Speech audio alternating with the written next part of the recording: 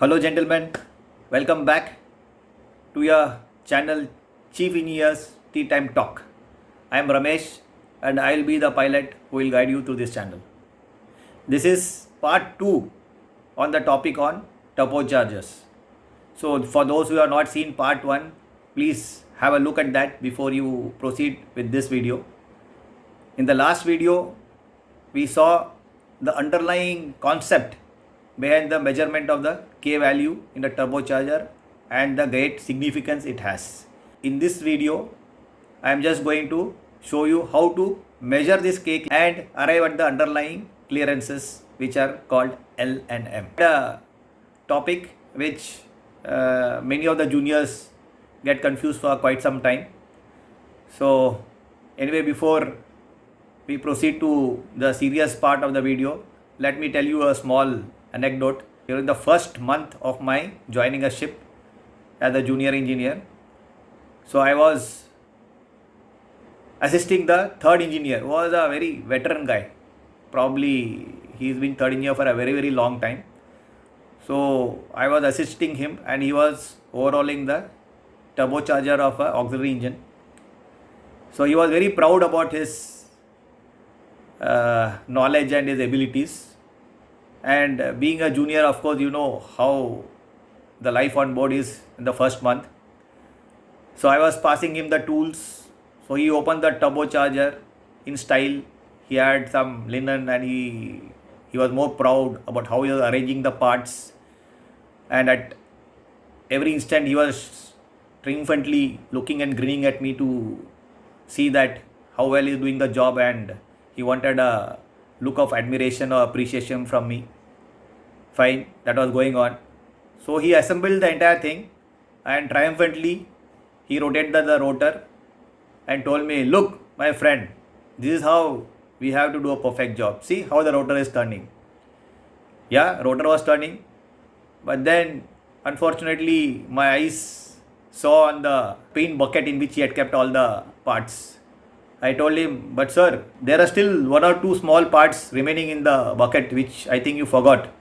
He got very annoyed. He didn't know what to do. But he didn't want to accept that he forgot which goes where.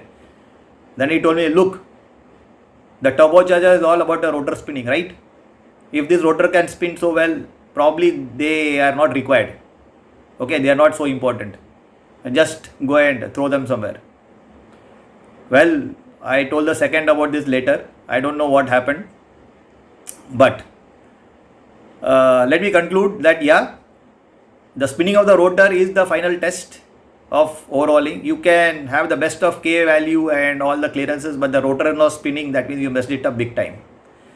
But at the same time, if the rotor is spinning, but you have a few parts left over, then I am very sure that you have messed up bigger time.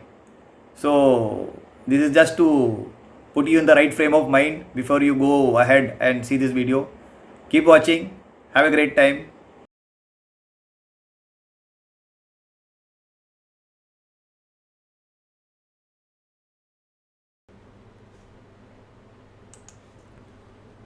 In the previous video, we just saw that our main focus is to ensure that the clearance in the forward part of the blower wheel and in the aft part of the blower wheel should never ever become zero. If it becomes zero, obviously you know that the rotating element, which is this rotor, will touch the stationary air inlet casing and you might have a big damage. Now the likelihood of this clearance decreasing is when these balls are going to wear out inside the bearing due to its own lifetime, the normal wear and tear. So obviously the logic says that the clearance here should be good enough to cater for the predicted normal wear and tear of the balls inside this bearing for the stipulated running hours for which the bearing was designed. That means when this turbocharger was boxed up, we need to ensure that there's a minimum clearance in the forward part and in the aft part of the blower wheel with respect to the respective stationary casings. So it is obvious, that means while assembly the rotor should always take this particular position, this and only this particular position with respect to the air inlet casing. Correct? Now this clearance here has got a particular name. Now what is that name? This clearance here on the forward part of the casing is known as L clearance. It is called L. Similarly, the clearance which is in the aft part of this blower wheel, here this one is called M clearance. See, this is the M clearance. So whenever you say L and M, everybody understands what it exactly means.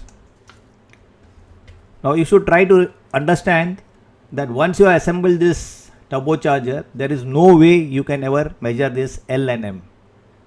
Can you put a feeler gauge here? Or no gauge can ever measure something which cannot be seen. So obviously that means we have to find a trick by which we can indirectly ensure or come to the conclusion about what could be the clearance by measuring something from outside. So I am going to show you just that. So before we commence dismantling of a turbocharger, it's imperative that we measure this particular value, and this value is called the K value, which we have been talking about. So how do I measure this? I put a straight edge across the air inlet casing, and I take another measuring device and make sure that it touches the tip of the rotor, and this distance which I am getting from this straight edge, I call it as the K value. Now this K value is so important. This is the one which tells you that the L and M inside are okay, satisfactory.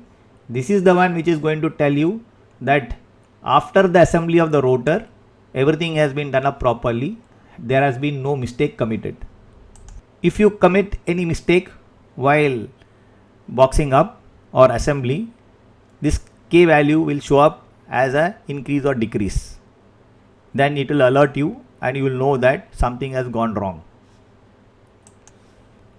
When will this K value decrease and increase? I will leave it out of this scope of this particular video session. I will come up with another video which we will dedicate for troubleshooting of the K value discrepancy. Now this K value is so important, and this K value doesn't ever change for a particular turbocharger once it is manufactured, unless you change the major components, like the rotor itself you are changing or the air inlet casing itself you are changing. If you do something very major, then obviously the K value will change. Then we again have to get a new K value and establish the L and M. Right? Okay. Otherwise, the K value will remain constant always every time you open and close the turbocharger. So that is why it is advised to check the K value before dismantling and also after assembly. Now this K value can be found normally stamped on the inside of the casing cover. You know, we are going to put a casing cover, air inlet casing cover, and then we are going to fill up the oil here. So on the inside of this casing cover, you can expect to find this K value stamped. Now the next we are going to proceed and see how we are going to establish the L and M values, or in fact L and M clearances. K is not a clearance, remember, K is a measured value, whereas L and M are the actual clearances. So to measure L and M, or to arrive at the clearances of L and M, we have to do a few things which I am going to show you now. Right? So what I do, I already removed the lube oil pump and all the other things you can see here. The covers and like whatever is there which is of not relevance for this particular exercise, I already removed so that it's easy for you to concentrate. Now I am going to remove this nut, locking nut, right, and locking nut on the other side. Now see what I am going to do. I am going to withdraw this hexagon securing bolts, and also I am going to withdraw this bearing with the given tools by the manufacturer, right. About 5 to 6 mm is enough. I have to withdraw this and keep it here, right. So see, I have withdrawn it. To get the details, it's better that for your particular ship and for your particular model you consult the maker's instruction book, because there are some models where you might have to remove a few more things, but the underlying concept behind the whole thing is that this rotor should be now free to move and it should not be obstructed by any component. For example, this bearing or some centrifuges and lock washers and so many other things are possible in many different models. So it's better that at this particular stage you consult the instruction book, and here in this video we are only looking at the concept. So it is, don't please just go blindly and do it on the ship. To be on the safe side, on the turbine side also, turbine end also, I will withdraw this bolt, right. Theory says that the shaft is free to slide. Remember, we talked about it in the last video. Why? Because of to cater for the thermal expansion of this shaft. Just to be on the safe side, for your own satisfaction, you can withdraw the securing bolts. It is harmless to do so. And now look at what I am going to do next. Look, I have fixed up the eye bolt on the turbine end, and now what I am going to do is I am going to push the eye bolt, or that means the rotor shaft, towards the air side. So let me just push. You keep watching what is going to happen. Obviously you can expect that if I push it, the shaft is going to move, because I have removed all the components which are likely to restrict the shaft from going forward.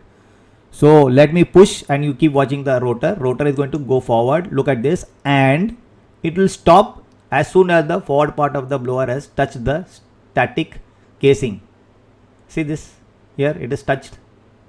Obviously the shaft cannot move any further. Okay, now this particular new position of the shaft we are again going to measure by using this measuring device. This K value already taken, we are putting it into a diary, and now this particular measurement which we took just now by pushing the rotor towards the air inlet side, we call it K1. This is another measurement called K1. This is again a value.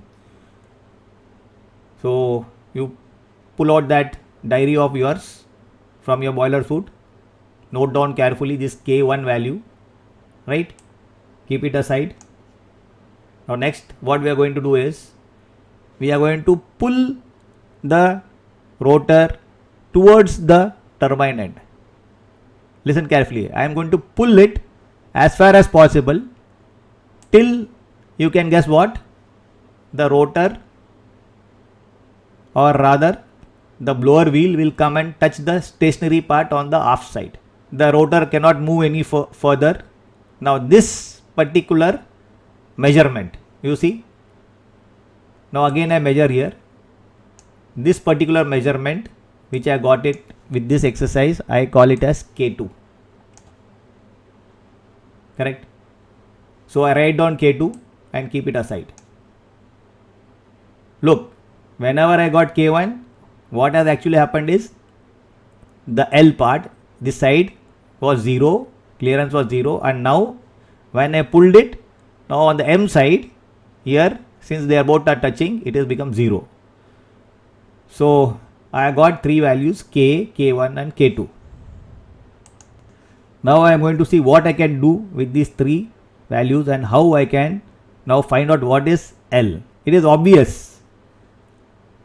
Case 1, I pushed the shaft and I got K1.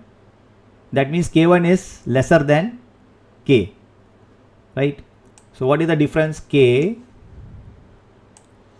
minus K1, right? K minus K1, it gives me the L value. This is L, the one which existed before I dismantled the turbocharger. Now how do I use K2? K2 I got by pulling the shaft, correct? When I commenced the exercise, K was my original reading and K2 I got by pulling. That means K2 is more. So what I do, K2 minus K. Now this value is my M value. M value when the shaft was actually boxed up in the correct position. So I have got two values now. K minus K1 I got L, K2 minus K I got M. So it's so simple.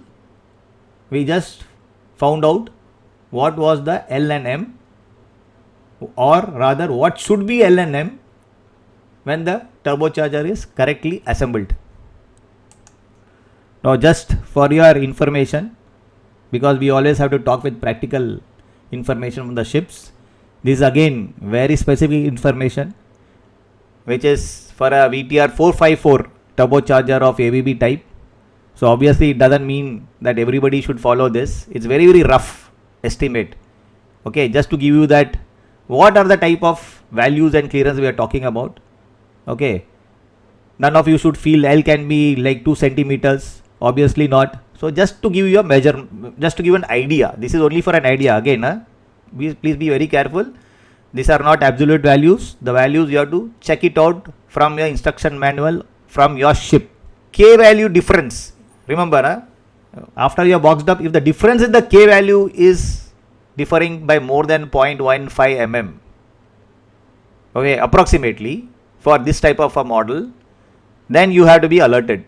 That means something has gone wrong somewhere. You have to recheck or dismantle and assemble again.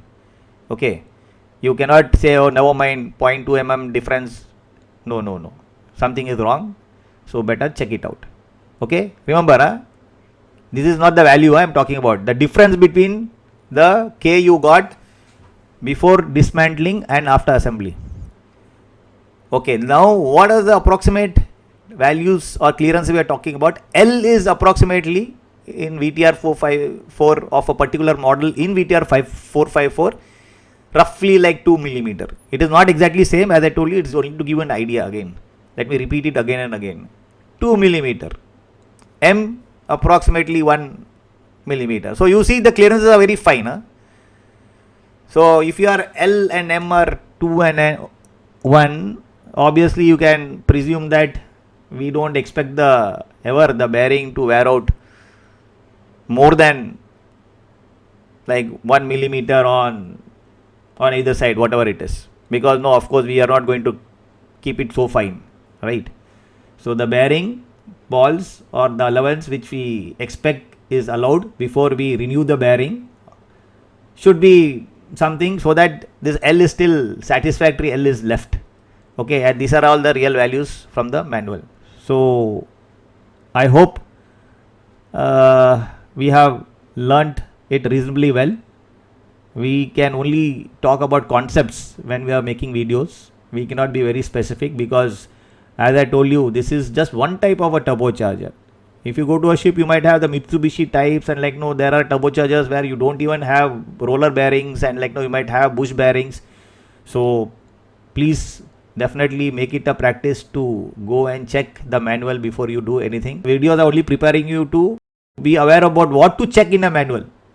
But the fact remains, you will not touch all these things unless you write down all the points properly from your ship's instruction manual.